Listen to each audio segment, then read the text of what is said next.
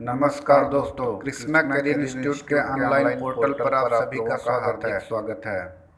चलिए जानते हैं कुछ महत्वपूर्ण क्रांतियों के बारे में। पहली क्रांति है सबसे पहली क्रांति है श्वेत क्रांति का उद्देश्य भारत को दुग्ध उत्पादन में सबसे बड़ा अग्रणी बनाना था। इसके लिए 1970 में ऑपरेशन फ्लड चलाया गया और इसी ऑपरेशन फ्लड को बाद में श्वेत क्रांति कहा गया। इसके जनक डॉक्टर वर्गीस कुरियन आज भारत में करीब इस क्रांति के जनक थे। आज भारत के 22 राज्यों में करीब 1,20,00,000 किसान 250 डेयरी प्लांट पर कार्यरत हैं। 2017-18 में देश में लगभग 17.6 करोड़ टन दूध का उत्पादन हुआ। इसने भारत को विश्व का सबसे बड़ा दुग्ध निर्यातक देश बना दिया। तो इस तरीके से श्वेत क्रांति हमारे लिए बहुत ही निर्णायक साबित हुई और इसने भारत में दुग्ध उत्पादन के क्षेत्र में महत्वपूर्ण सफलता लाई। अब दूसरी क्रांति है सुनहरी क्रांति। यह क्रांति संपूर्ण बागवानी, शहद और फलों के उत्पादन से जुड़ी है। इस दौरान फल, सब्जियों, शहद और अन्य उत्पादों का भारी मात्रा में उत्पादन हुआ।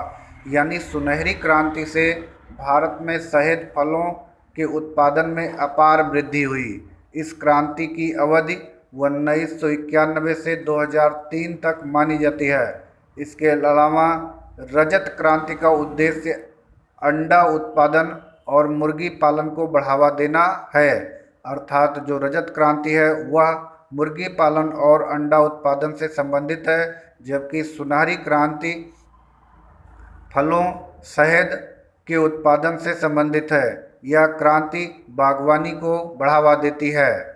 चलिए जानते हैं अब अगली क्रांति के बारे में, और अगली क्रांति है नीली क्रांति। इसका आशय है मत्स्य पालन से, यानी नीली क्रांति का संबंध है मत्स्य पालन से। इसकी शुरुआत 7वीं पंचवर्षीय योजना 1985 से 1990 के बीच हुई थी।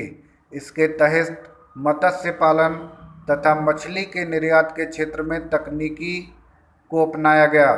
डॉक्टर हीरालाल चौधरी और डॉक्टर अरुण कृष्णन को नीली क्रांति का जनक कहा जाता है। इस क्रांति से भारत में मछली उत्पादन बहुत ही तेजी से बढ़ा। मछली उत्पादन में भारत विश्व में दूसरे स्थान पर पहुंच गया है। अर्थात नीली क्रांति ने भारत को इस क्षेत्र में बहुत ही आत्मनिर्भर बनाया और यह क्रांति भारत में सफलता को मानक के रूप में स्थापित किया। चलिए देखते हैं अगली क्रांति, पीली क्रांति। खाद्य तेलों तथा तिलहन उत्पादन को बढ़ावा देने के लिए पीली क्रांति की शुरुआत की गई। इसमें नई वैज्ञानिक तकनीकों द्वारा तेल के उत्पादन में वृद्धि की गई। भारत में खाद्य तेलों की मांग इतनी अधिक है कि करीब 1.5 करोड़ टन तेल का निर्यात, 1.5 करोड़ टन तेल का आयात सालाना होता है। यानी भारत प्रति वर्ष 1.5 करोड़ टन तेल आयात करता है, इतना उत्पादन करने के बावजूद। तो पीली क्रांति का उद्देश्य भारत में तिलहन उत्पादों के वृद्धि को बढ़ावा देना था और ये क्रांति काफ़ी हद तक सफल भी रही। तो चलिए जानते हैं अब अगली क्रांति के बारे में। अगली क्रांति है इंद्रधनुष क्रांति। इंद्रधनुष क्रांति का तात्पर्य हरित, पीली, श्वेत, नीली, सुनहरी, रजत आदि क्रांतियों को साथ लेकर चलने से है। यानी इंद्रधनुष क्रांति अन्य सभी क्रांतियों को बढ़ाने को प्रेरित करती है। जैसे इंद्रधनुष में 7 रंग होते हैं, वैसे ही यह सभी क्रांतियों को बढ़ावा प्रदान करती है। इसमें फसल उत्पादन, बागवानी, मत्स्य पालन, मुर्गी पालन, पशुपालन, खाद्य संस्करण जैसे क्षेत्रों में एक साथ उत्पादन बढ़ाने पर जोर दिया गया। अर्थात इंद्रधनुष क्रांति सभी क्रांतियों को प्रोत्साहित करती है। चलिए अब जानते हैं अगली क्रांति के बारे में।